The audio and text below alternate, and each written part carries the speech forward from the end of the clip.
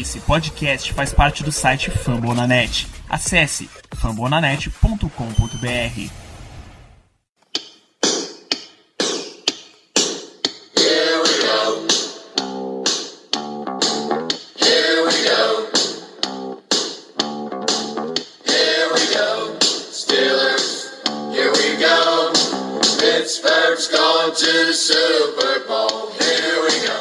Muito bem, meus amigos, estamos começando mais um Black Yellow Brasil Podcast, episódio número 48 desse seu podcast falando só sobre Steelers aqui no fambonanet.com.br. Eu sou Danilo Batista, você mais uma vez o seu host. E para fazer esse programa comigo, eu tenho a presença de Germano Coutinho. Estamos de volta, pré-temporada a mil. Esses jogos maravilhosos que a gente vê, então vamos embora. Vocês não sabem, mas nessa pré-temporada a gente poupou o Germano na primeira semana. Já tá garantido no roster final mesmo, a gente pode dar essa folga. E mais uma vez participando do nosso programa, Ricardo Rezende. Só digo uma coisa, ainda bem que esse programa a gente não divulga os bastidores dele, que senão, meu amigo, ia ser estilo primórdios do podcast Black Yellow BR, que já teve um vídeo censurado do YouTube por um alto teor de palavrões. Então, ainda bem que a gente conseguiu transformar esse programa em um programa de família, que já estamos na 48ª edição. Forte abraço. Eu tenho que deixar claro uma coisa para os ouvintes. Esse programa que o Ricardo se referiu, um dos personagens da capa dele era o Antoine Blake. Então vocês já tem como imaginar um porquê ele foi censurado. Nossa senhora, dá até calafrio só de falar desse nome. Muito bem, então vamos começar o programa de hoje. O primeiro item que a gente tem na pauta é a novela que vem seguindo durante toda a off-season, mas que aparentemente agora tem data para terminar. Le'Veon Bell e as suas últimas atualizações, Ricardo. Le'Veon Bell sempre misterioso, não aparece no Twitter, mas quando chega é para causar literalmente. Então, quem estava pelo Twitter no sábado à noite, nos embalos sábado à noite, viu na hora que o Bell postou uma data extremamente aleatória, tipo 9/4/18, que na hora 90% das pessoas imaginaram 4 de setembro de 2018. Só vinha na cabeça que ele não ia jogar esse ano e só ia dar as caras para a NFL na vida em 2018 por algum outro time. Então começou a se especular, vai ser lançamento de algum CD do Bell que se arrisca nessa vida de rapper. Ele errou a data, ele veio botar 18, ele botou 18 no lugar de 17. Enfim, sei que tanta teoria da conspiração foi criada que o Bell apagou o tweet logo em seguida e não comentou nada sobre isso. Eu acho que, de fato, não é nada, é Bell querendo causar como ele já vem causando, é a forma de retaliação que ele tem para dar as declarações que ele ouve constantemente, tanto de torcedores dos Steelers, que xingam ele o dia todo por ele não se apresentar, e do Tony e do Colbert, que sempre quando vem a mídia falar do Bell, só vem falando que vai ter consequência caso ele não se apresente. Então ele vai usar do que ele tem em mãos para poder criar um clima de resposta para para as duas figuras que representam o futebol dos Steelers hoje. Depois dessa... Bom, o Ricardo já comentou o que tem acontecido com o Bell nesses últimos dias, nessas últimas semanas, mas eu gostaria de trazer à tona outro fato que me deixou extremamente perplexo. Os ouvintes vão lembrar que no podcast que nós falamos sobre o Bell, sobre o contrato dele, sobre se ele ia renovar, se ele não ia renovar, de que ele recusou um contrato dos Steelers de 3 anos com 15 milhões nos 2 primeiros anos, ou seja, 30 pelos 2 primeiros anos e 42 durante os 3 anos, que ele recusou esse contrato. Naquela oportunidade eu fui o único que defendeu o Bell, porque eu achava e continuo achando que ele merecia um contrato mais longo, com mais dinheiro garantido. Então eu fui, digamos assim, a única voz naquele momento que estava defendendo o Bell por esse motivo, por eu achar que o contrato oferecido não era tão justo assim. Pois bem, meus amigos e minhas amigas, eu quebrei a cara. Vazou essa semana que a empresária do Bell tinha acertado todos os detalhes com os Steelers em um contrato de 5 anos, no qual ele teria uma média anual de 12. E basicamente no mesmo estilo do que foi reportado anteriormente, 30 durante os 2 primeiros anos, 40 e poucos durante os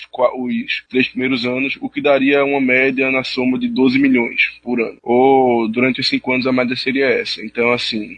ela tinha tudo certo com os Steelers, mas o próprio jogador, ao que parece, recusou o contrato de última hora. Por causa disso, a gente não conseguiu fechar com ele. Então, eu só posso dizer que eu quebrei minha cara. O time ofereceu um contrato justíssimo, na minha opinião, pra ele, e o jogador não quis. Ao que tudo indica, realmente, ele vai continuar com a besteira dele, daquela música que ele lançou, que ele vai querer 15 milhões por ano.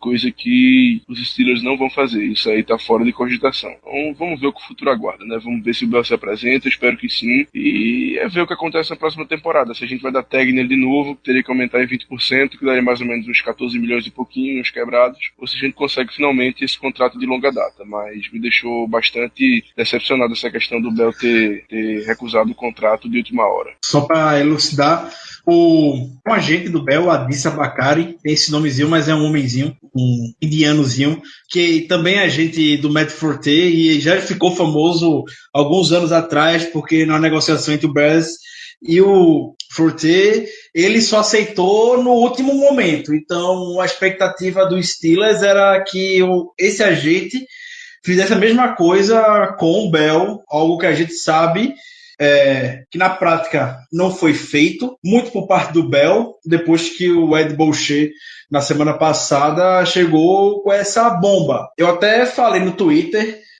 tem 3 jornalistas em Pittsburgh que você não questiona a fonte de maneira alguma. É o Gary Dulac, é o Ed Boucher e é o Jim Wexell. São 3 dos principais jornalistas da velha guarda do Steelers.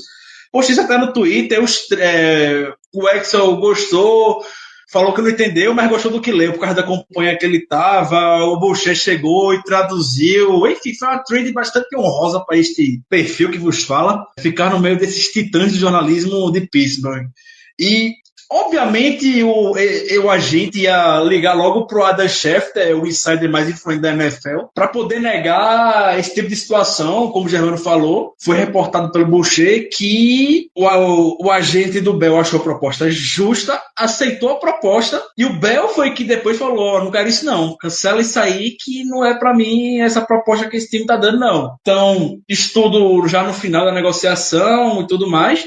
O agente achou a proposta extremamente justa, mas tem que obedecer o que o cliente dele quer. E o Boucher também reportou que o Steelers iria dar mais do que 15 milhões de dólares nos 2 primeiros anos. Mais do que 15 milhões.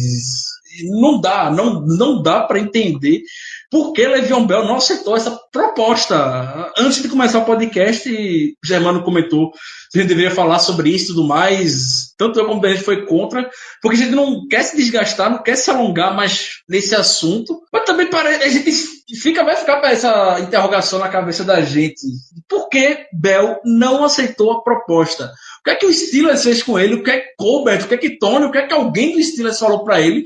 Para além dele ficar, nossa essa proposta, ficar desdenhando por aí, falando que ele não foi valorizado, que ele merecia mais e coisa desse tipo. Para aspectos de comparação, se Le'Veon Bell fosse ganhar mais do que 15 milhões em 2 anos, Antônio Brown ganha 17 milhões por temporada. Já se equivaleria a Antônio Brown, e Antônio Brown lutou muito para conseguir ser o wide receiver mais bem pago da NFL. A gente sabe como foi nos anos anteriores, como foi chato o Drew Rosenhaus, agente do Brown, no pé do Steelers para renovar o contrato, e o Steelers bater no pé que não ia renovar o contrato do Brown até chegar somente certo. Quando chegou, o Steelers, como sempre faz, recompensou o Brown, foi o wide receiver mais bem pago da NFL. E Le'Veon Bell já estaria nesse hall, basicamente na primeira renovação de contrato. O Brown teve que esperar, pacientemente esperou, e hoje está usufruindo muito bem disso. Então, não dá para entender tudo isso que o Bell vem fazendo recentemente. Eu gostei da sua pronúncia, Ricardo, do nome do nosso queridíssimo Ed. Muito interessante. É que, como eu disse, é um programa de família agora, então o apelido dele pelas interwebs a gente não pode comentar agora, afinal... Tô sabendo que tem moças que escutam o nosso programa agora. Um grande abraço para todas que estão por aqui. É o podcast da família brasileira. Exatamente. Nosso próximo tópico da pauta, esse sim, o motivo pelo qual vocês todos estão aqui. Steelers e Falcons, jogo que a gente teve na semana 2 da pré-temporada. O Falcons veio até o Heinz Field para jogar contra os Steelers. E novamente nós vencemos. Eu estou surpreso e estupefato, como diria o outro, que o Steelers venceu. Acho que Desde 2012, os Steelers não vencia 2 na pré-temporada, e desde 2010, mais ou menos, que não vencia as 2 primeiras. Isso, exatamente. Em 2012 a gente ganhou 3 jogos na pré-temporada, em 2010 também 3, mas a gente venceu os 2 primeiros. Isso é incrível, tá? A gente tá acostumado aos Steelers simplesmente ir perdendo seguidamente na pré-temporada. Mas vamos falar do que realmente interessa mais do que o resultado. Desempenhos em campo.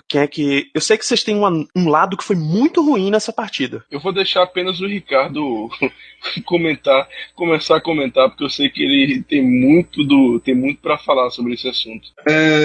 Vamos lá. Como todos já devem saber, quem assistiu a partida de ontem, a gente venceu, clima felicidade e tudo mais. 2 jogos e 2 vitórias da pré-temporada, fazia anos-luz que a gente não começava assim, mas isso ontem em especial tá longe de ser sinônimo de algo que a gente possa ficar sorrindo aqui hoje. Então, a defesa especial, a secundária, foi pífia contra os 3 quarterbacks do Falcons. O Matt Ryan, não tem o que falar, MVP temporada passada, trucidou, acabou com a secundária do Steelers na primeira drive. Ele começou lá atrás, já 9 jardas, e caminhou com muita facilidade.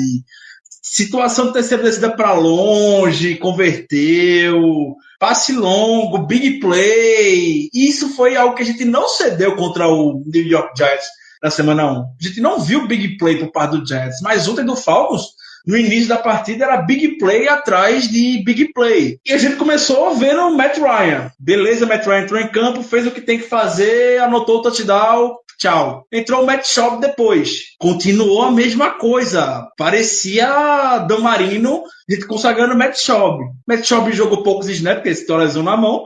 E depois entrou o glorioso Matt Sims, que estava lembrando o pai dele, o Phil Sims, de campo, de tanta habilidade que o rapaz estava mostrando contra a nossa defesa titular, diga-se de passagem. Era a defesa titular que estava em campo. Então, especial o senhor Ross Cockrell, perdidíssimo em campo ontem. Eu sou um dos maiores defensores do Cockrell, como bem sabem, eu gosto do trabalho do Cockrell, acho o Cockrell muito injustiçado em algumas situações, mas ontem era impossível defender a partida que o Cockrell fez. De verdade. Cockrell foi batido por jogadores que ninguém... Red Davis, camisa 1 do Atlanta Falcons. Ninguém sabe quem é Red Davis. É o cara que dá pra dar noção pela cor da camisa dele. Bicho... Perdidíssimo. Red Davis fez uma jogada que você pensava que era Julio Jones e só tava aparecendo um dos números 1 do 11 dele. Exatamente. Passe do Matt Sims para consagrar nas costas do Ross Cockrell, que estava, por sinal, muito longe da marcação. Não estava nem um pouco perto do jogador. Passou um pouco despercebido depois do que aconteceu na partida. Mas um famoso Who, que eu não lembro o nome do jogador do Falcons, sendo bem sincero, recebeu um passe certeiro do Sims na endzone e ele dropou. Quem estava na cobertura era o Ross Cockrell. O Cockrell tem que agradecer. Nem a própria torcida dos Falcons vai lembrar o nome, Ricardo. Os caras não sabem. É cara de terceiro reserva de fato, queimando a secundária do Steelers. Sem o Robert Golden também, muito mal no jogo. Nessas horas, uma partida como ontem, eu tenho que concordar com o Kozora lá do Steelers e Paul, que ele comentou, acho que foi muito bem no comentário dele, que tá na hora da torcida do Steelers valorizar muito mais o Mike Mitchell. Ontem a defesa, essa secundária titular, Sean Davis, Cockrell, Burns e o Golden é um backup de luxo até então. Sem Mike Mitchell, os 4 estavam perdidinhos em campo. E Mike Mitchell pode não ser o jogador favorito de todo mundo, mas o Mitchell se comunica muito bem, posiciona muito bem a defesa, é um cara experiente, está assumindo essa voz de capitão da secundária, algo que o William Gay pecou bastante em anos anteriores, e o Mitchell tem esse papel, está se recuperando de uma lesão, não jogou ontem, e a gente viu como todos, sem exceção alguma da secundária, estava perdido, não sabia o que estava fazendo em campo, de maneira alguma. Foi muito fácil para o Falcons no início da partida caminhar ao longo do campo. Lembrava muito a temporada passada, campanha, tipo aquela campanha do Ravens no jogo de Natal, que teve a virada do Ravens, onde a gente deixou o Flacco em várias vezes em situações de terceira descida, e ele sempre achava alguém no meio de campo, com até facilidade. Mesma coisa, todos os quarterbacks do Atlanta Falcons. Secundária pífia, a front seven, nada a queixar, um trabalho magnífico.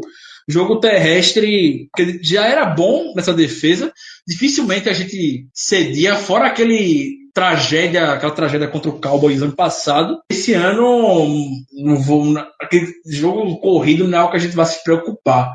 Se de fato essas big plays na secundária que a gente já sabe que é a parte mais frágil da equipe, mas deixou extremamente exposto de quão ruim, quão fraco, ainda quanto limitado os jogadores ainda estão depois de domingo.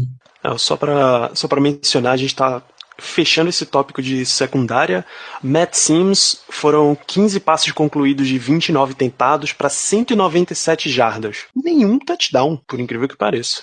Mas, obviamente, a Atlanta conseguiu touchdown corrido com o Terron Ward. No caso da nossa defesa, foram 4 sacks, 2 de Anthony Chiquillo, teve um desempenho muito bom no jogo, 5 tackles, 2 sacks e um passe defletido ainda.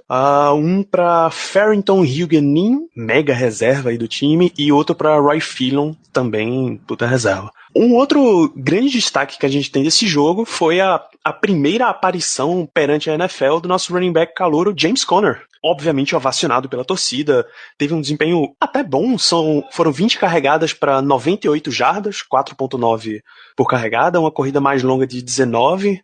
Então, qual o tamanho, a dimensão da felicidade de ver James Conner estreando para vocês? Não muito, porque quem devia estar lá era o Bell. Então, minha felicidade não é muito grande, não.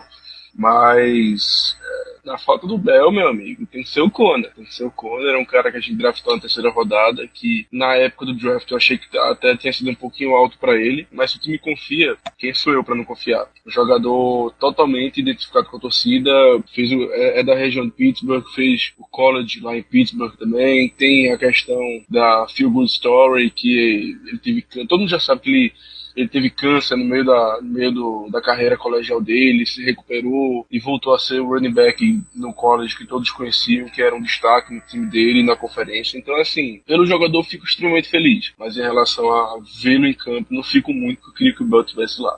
Um cara que parece que vai ser bem sólido pra gente, um cara que pode ser o backup lá do Bell, pelo menos de início, né? Ninguém sabe o futuro, mas pelo menos para backup nesse primeiro ano a gente deve estar bem. E aí, pelo menos digamos assim, o aparecimento dele no campo é muito bom também para que a gente não fique dependendo de Toussaint, de Nile Davis, de fulano e ciclano. Realmente o Conner mostrou que tem muito mais talento que esses que eu citei e que a vaga de running back número 2 basicamente também está consolidada. Então foi muito legal ver essa estreia dele pelo time, por tudo, né? Por toda a história dele e também pela grande identificação que ele tem com a torcida. Inclusive a camisa dele foi uma das mais vendidas nessa pré-temporada. Pelo último ranking que eu tinha visto, foi em 7º lugar e chegou a ser até a primeira no começo. Logo após o draft, se eu não me engano, a camisa dele era a primeira mais vendida. Só para vocês terem a noção do quanto a torcida lá em Pittsburgh gosta dele. Então a expectativa é alta e vamos ver o que o rapaz tem no tanque. No estado da Pensilvânia, a camisa do James Conner ainda é a mais vendida, pelo menos de acordo com o último ranking que foi divulgado. E pensa pelo seguinte lado, Germano. Mesmo que o Bell já tivesse se reapresentado, Conner ia ganhar snaps nesse jogo. Então, independente do Bell, ele tá lá, né? É verdade. Ricardo? Gostei muito do desempenho do James Conner. Obviamente, no jogo aéreo mostrou muita dificuldade ainda. Dropou 3 passes ontem, 2 em situação de terceira descida, que garantiriam first down para os Steelers. Mas é aquele negócio, pré-temporada que ele erra esses checkdowns do Haley agora mesmo. Haley é rei do checkdown e o Bell tem recepção atrás de recepção muito dessa maneira, sendo a principal válvula de escape do Big Ben. Então o Conner ontem não foi muito bem pelo ar, mas pelo chão foi fenomenal e eu destaco ainda mais a capacidade física dele de poder ter aguentado basicamente o jogo todo. Mike Tomlin o desafiou perante a mídia, né? disse que Conner jogaria o quanto ele aguentasse, e ele deixou bem claro que iria aguentar jogar a partida toda. E como ele jogou, e parece que no final do jogo ele estava com mais energia do que no início da partida. A gente sabe que o Conner perdeu muito tempo no training camp, pensou que ele seria poupado algo desse tipo, mas o bicho teve 20 carregadas na partida. Ainda jogou snaps no Special Team também. Então mostrou vontade e é esse o principal diferencial. É isso que o Conner traz para o time. Vai ser aquele cara para tirar um pouco a pressão do Bell durante alguma situação da partida, ou até alinhar mesmo. Eu espero muito que ele seja mais utilizado do que o DeAngelo Williams era utilizado na temporada passada, por exemplo. Quero muito que haja um equilíbrio maior do Bell dentro de campo. Bell fica 90% dos snaps, sem grande capacidade física para isso, mas a gente não pode correr o risco, por mais que ele seja imbecil, de ter outra lesão para prejudicar a nossa temporada. Quando ele tem muito a desenvolver ainda, é um menino muito, muito jovem e muito bom mesmo. Todo mundo elogia muito o Conner e como ele vem se portando desde o dia que se apresentou aos Steelers. Ele já era amigo de grande parte de jogadores antes de ser escolhido pelos Steelers, já era amigo do Mike Tomlin, conhece aquele gramado Heinz Field como ninguém, talvez o Steelers. Se você parar para pensar, talvez James Conner seja o running back mais experiente, podemos dizer, do Heinz Field, porque a Universidade de Pittsburgh, onde o Conner veio, jogava no Heinz Field. Então ele conhece aquele gramado como ninguém. A gente sabe as dificuldades que o gramado Heinz Field traz para os adversários. Então, ponto positivo para o Conner, e que quando o Bell chegar, dê umas aulinhas para ele como ser mais seguro recebendo a bola. Inclusive, aproveitando que a gente falou de voltas e estreias, o Martavis Bryant também voltou a campo com a camisa dos Steelers nesse jogo. Teve uma corrida e um fumble, uma corrida para menos uma jarda e um fumble, mais 2 recepções para 20 jardas, uma espetacular, que ele voa em cima do cornerback. É isso, né? Entrou e fez o que ele precisava fazer. Snaps limitados. Então, assim, todos sabemos a capacidade do Martavis Bryant em campo. Sabemos também muito bem a capacidade dele fora de campo para fazer besteira. E eu falo besteira porque isso aqui é um programa de família, para não usar outra palavra.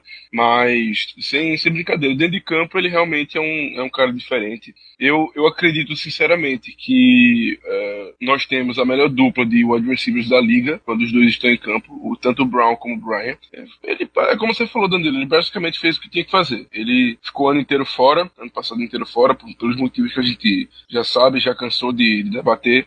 Então, parte da torcida também estava desconfiada por causa disso dele. Porém, em relação à capacidade atlética, em relação à habilidade, em relação a talento, aí é indiscutível. Realmente o Brian é um cara diferenciado na liga. Se ele ficar, não digo nem saudável, se ele não fizer mais burrada, realmente nosso ataque tem tudo para decolar, e ser um dos melhores da liga. Fez o que tem que fazer e pronto, mostrou o que sabe, e vamos ver nos próximos jogos aí de pré-temporada se ele vai ter mais snaps ou não. Eu até espero que sim, até porque a torcida tá com saudade dele também, pra ver uma bola longa lá, que é a especialidade dele, e mal posso esperar para essa temporada começar. Meu Deus do céu, realmente esse ataque vai ser difícil de segurar. Depois de lembrar que o Bryant passou mais de 1 ano e meio sem pisar no campo de futebol americano. Então, qualquer coisa positiva que o Bryant fosse fazer em campo já seria um lucro muito grande. E, de fato, o Bryant fez o que ele faz. Buscou a bola lá em cima, um bom passe do Dobbs pro Bryant agarrar a bola, seguro. Aquele reverse que ele tentou correr, sofreu fumble, claramente ainda entrando em ritmo de jogo, ele não estava segurando muito bem a bola e saiu até com facilidade da mão dele. A gente sabe que o Bryant é um cara seguro com relação a isso. É que o lance memorável do Bryant é um jogo contra o Seahawks, onde ele faz o touchdown numa reversão, onde ele vem em velocidade, e o Ken Chancellor daquele tamanho também vem, os dois se trombam, o Bryant entra na end zone com a bola ainda, obviamente a bola depois soltou, mas ele conseguiu ter a posse de bola segura para entrar na end zone. Então, essa questão, o Bryant vai passar segurança, e como o Germano bem falou, Brown e Bryant juntos a melhor dupla de wide receivers da liga. Se complementam muito bem, cada um tem habilidade de playmaker muito grande, uma bola curta para um dos dois e o jogo muda completamente de cenário. Bem animado, bem feliz com a volta do Bryant. Até brinquei no Twitter que ano passado a gente xingou muito o Bryant e citei que o rei de Pernambuco, Carlinhos Bala, já falou: a mesma mão que aplaude é a mão que vaia. Eita, é assim? É exatamente essa, a citação tá perfeita. Então, olha, te aplaude o Bryant agora, esquece o que ele fez e segue. Também não adianta ficar querendo falar pro cara os erros pessoais que ele teve. Vamos aproveitar, todo mundo tá junto com o time agora. Situação que parecia estar mal resolvida com o Big Ben tá muito bem resolvida. O cara tá muito bem fisicamente. Menos de uma semana dele ser liberado, basicamente, para treinar. Já jogou, então segue, esquece o que o Brad fez, vamos aproveitar esse jogador magnífico que a gente tem à nossa disposição. Sabemos que o Brian tem capacidade de ganhar um jogo sozinho. Acho que todos lembramos daquele jogo na temporada retrasada, na verdade, contra o Arizona Cardinals, que o Big Ben não ia poder jogar, quem jogou foi o digníssimo Landry Jones, e a gente acabou ganhando o jogo basicamente por causa do Brian, porque ele destruiu. Tanto que fez um touchdown de mais de 80 jardas, se eu não me engano, no qual o Landry Jones deu um passe simples para ele, que ele basicamente driblou a torcida inteira, ou melhor, dibrou a torcida inteira do Cardinals e a torcida inteira. Dibrou a defesa inteira do Cardinals, a torcida também. Mas enfim, a defesa inteira dos Cardinals, e fez o touchdown que assegurou a vitória pra gente. A importância do Brian pro time é indiscutível. E o Ricardo lembrou bem do Carlinhos Bala. Ele tem outra frase famosa que cai bem em relação ao Brian. Ele disse o seguinte, falando de Ciro, que na época era uma jovem promessa do esporte, ele disse o seguinte, que Ciro era um jogador novo e que tinha um grande futuro, mas que para isso ele precisava ter a cabeça no chão. Filósofo fantástico. Um dos grandes pensadores do estado de Pernambuco, rapaz. Caso o Carlinhos Bala esteja ouvindo esse podcast, um grande abraço para ele. Grande abraço, obrigado, Bala. Serve muito pro Brian também. Cabeça no chão, Brian. Cabeça no chão é melhor do que ficar com a cabeça em outros lugares. Então, cabeça no chão e foco na bola, que tudo vai dar certo. Foi interessante esse ponto que o Germano destacou, que o Brian pode ganhar um jogo sozinho. De fato, só para fechar esse assunto sobre o Bryant, naquele divisional contra o Broncos, onde a gente foi todo remendado, com o Big Ben lascado e sem Antonio Brown, o Bryant chamou a responsabilidade para ele e fez grandes jogadas. A gente não ganhou aquela partida, aquele divisional contra o Broncos lá em Mile High pelo fumble do Toussaint. Ali foi a grande virada da partida. E o Bryant estava muito bem no jogo. Essa aqui foi a última partida que o Bryant fez pelo Steelers até domingo. Então, o Bryant é muito especial mesmo. Tem que botar a cabeça, se manter com a cabeça no lugar, porque qualquer outra vacilo dele, a gente sabe qual vai ser o destino dele, infelizmente. Enfim, vamos encerrando o programa. Junto com as considerações finais de vocês, deixa uma expectativa para o nosso próximo jogo de pré-temporada, no sábado, dia 26 de agosto, 9h30 da noite, horário de Brasília, recebendo o Indianapolis Colts. Germano, quais são suas expectativas para esse jogo e suas considerações finais? Cara, jogo contra os Colts é lapada, meu velho. É lapada, não importa se é pré-temporada, se é temporada regular, se é Super Bowl, caramba, 4. Super Bowl nem pode, mas nem que fosse, era lapada, meu amigo. O Colts é freguesaço da gente, não importa se tiver o grandioso Bart Houston jogando, a gente vai ganhar o jogo. Isso aí pra mim é indiscutível. Em relação a minhas considerações finais, mais, eu gostaria de chamar a atenção para um pequeno fato. Houve a mudança agora para essa temporada, ou melhor, para essa pré-temporada, na questão dos cortes de jogadores. Até a pré-temporada passada, como nós sabemos, existia um primeiro corte, que nós íamos de 90 para 75, e depois disso o corte final, que ia de 75 para os 53 jogadores que ficam no roster. Agora não mais, agora a gente faz um corte apenas, de 90 para 53, que vai ser agora no dia 2 de setembro. Uma coisa que a gente deve ficar ligado é porque nas últimas duas pré-temporadas, os Steelers fizeram algum tipo de negociação, ou no dia do corte, ou um pouco antes ou um pouco depois. Duas temporadas atrás, nós trouxemos o famigerado, aquele que não deve ter seu nome pronunciado, que rima com desenho infantil que acredito que todos nós gostamos, mas que aquele cara, infelizmente, eu não vou nem falar o nome. E também trouxemos o Brandon Boyd, o Perneta. E na temporada passada nós fizemos a aquisição do Justin Gilbert, que nem com o time tá mais. Inclusive, eu acho que nem na NFL ele tá mais. Então, assim, é para prestar um pouquinho de atenção, porque talvez o coaching staff, o Colbert, enfim, queiram continuar a tradição e acabar pegando algum jogador aí que sobrou de algum time. Talvez isso aconteça, pelo que eu falei, por essa pequena tradição que a gente tem feito, mas é muito provável que não, porque como é um corte só, fica um pouco mais difícil da gente apostar em alguém, tendo que já botar a pessoa nos 53. Antes, com o corte de 90 para 75, nós poderíamos fazer isso com mais tranquilidade, que aí dava para ver esse jogador entre os 75 e ver se ele conseguia ficar ou não. Agora é um pouquinho mais difícil, como eu falei, porque iria ter que entrar direto nos 53. Mas é alguma coisa aí que dá pra gente ficar de olho. Então, Ricardo, tuas expectativas pro jogo e considerações finais. Antes das minhas considerações finais, eu separei uma listinha aqui com várias considerações finais, mas vou procurar não me alongar muito. Número 1, eu tenho um novo crush chamado Jake McGee, o tight end. A gente não falou muito sobre ele hoje, mas a gente já havia destacado ele na semana passada contra o Giants. E o cara tá subindo e muito rápido no conceito do coach staff.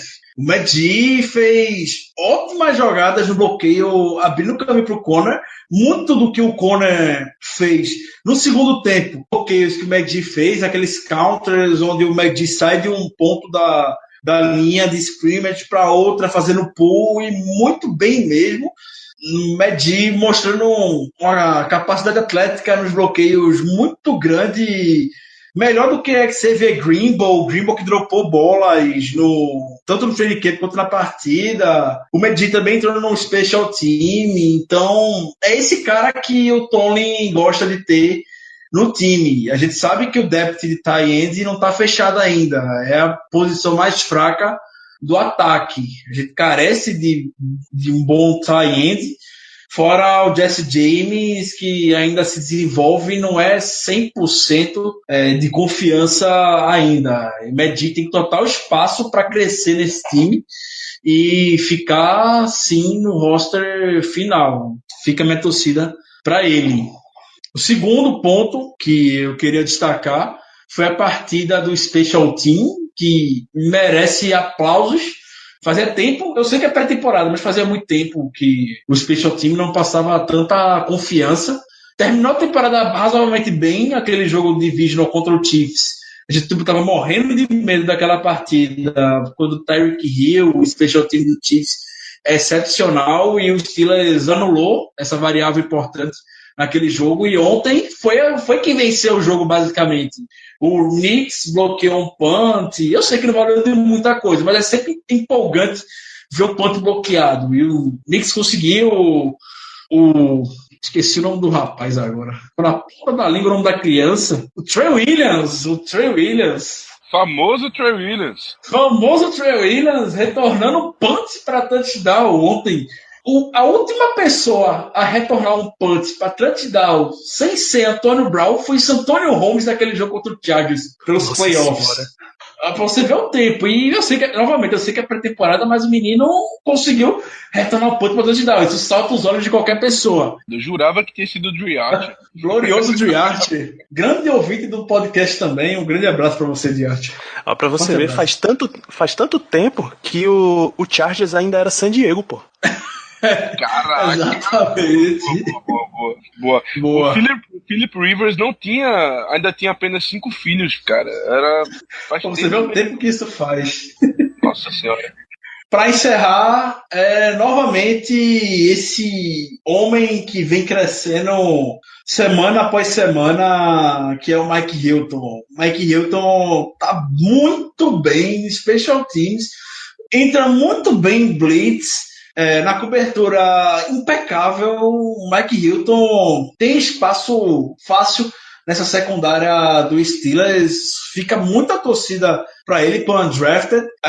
Até engraçado, a gente já comentou sobre isso, mas o Hilton e o Golson foram companheiros de equipe Ole Miss, e Golson até agora nada. Golson tem nem previsão de quando vai voltar. E eu acho que o Golson não vai ter espaço para injury reserve nessa temporada, não. O Golson não voltando é corte imediato. Minhas expectativas para o jogo contra o Indianapolis Colts.